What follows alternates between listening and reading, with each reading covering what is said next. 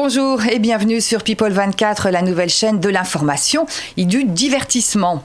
Comment les médias peuvent-ils améliorer la société ? C'est un vaste sujet. C'est en tout cas la question qui est au cœur d'une consultation lancée par plusieurs médias, France Info, La Croix, La Voix du Nord, l'Obs, l'Express, ainsi que l'association Reporters d'Espoir et la plateforme make.org.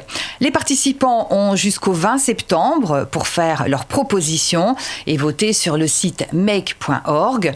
On le sait, il y a une réelle méfiance envers les médias, informations manipulées ou erronées, trop de mauvaises nouvelles, donneurs de leçons et j'en passe.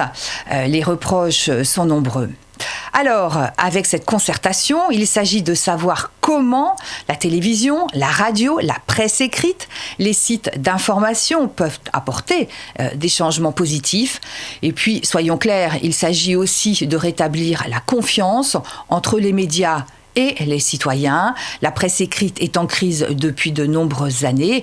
Les téléspectateurs et auditeurs sont volatiles et se détournent des médias traditionnels.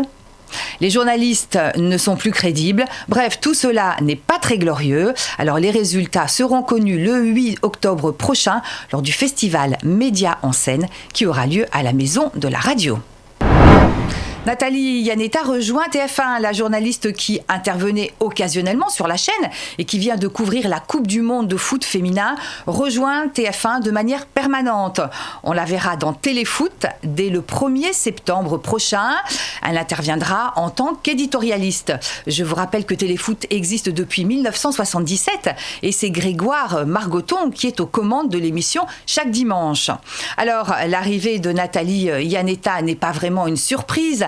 Elle a donc couvert la Coupe du Monde de foot féminin et la Coupe du Monde de foot masculin l'année dernière. Elle était présente dans le MAG, présenté par Denis Brognard.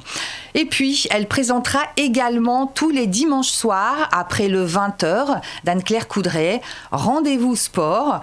L'émission reviendra sur l'actualité sportive du week-end. Je vous rappelle que la journaliste avait quitté Canal+ pour rejoindre l'Élysée comme conseillère sport de François Hollande. Donc à la fin du mandat de François Hollande, elle est donc revenue à son vrai métier, le journalisme. Allez, on passe à RMC Découverte.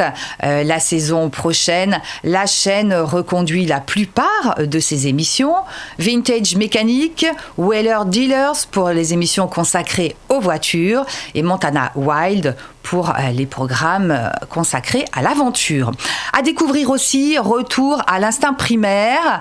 Le principe, un homme et une femme qui ne se connaissent pas devront survivre 3 semaines loin de tout. Il y aura également des documentaires sur les grandes villes de l'Antiquité, la pêche ou bien encore sur l'incendie de Notre-Dame de Paris. La chaîne souhaite continuer la production originale de grands documentaires. Je vous rappelle que cette année, RMC Découverte aura investi 26 millions d'euros en production et 90% de cette production est française. Elle a d'ailleurs racheté une société de production pour produire en interne une trentaine d'heures de programmes. J'ajoute que RMC Découverte est la 5e chaîne de la TNT. Elle a terminé la saison avec 2,3% de part d'audience en moyenne et elle connaît un réel succès chez les 25-49 ans. Christophe Jacubizin quitte le groupe TF1 pour la matinale de BFM Business et RMC Story. Un retour aux sources pour le journaliste puisqu'il a été entre 2009 et 2012 directeur de la rédaction de RMC et éditorialiste sur BFM TV.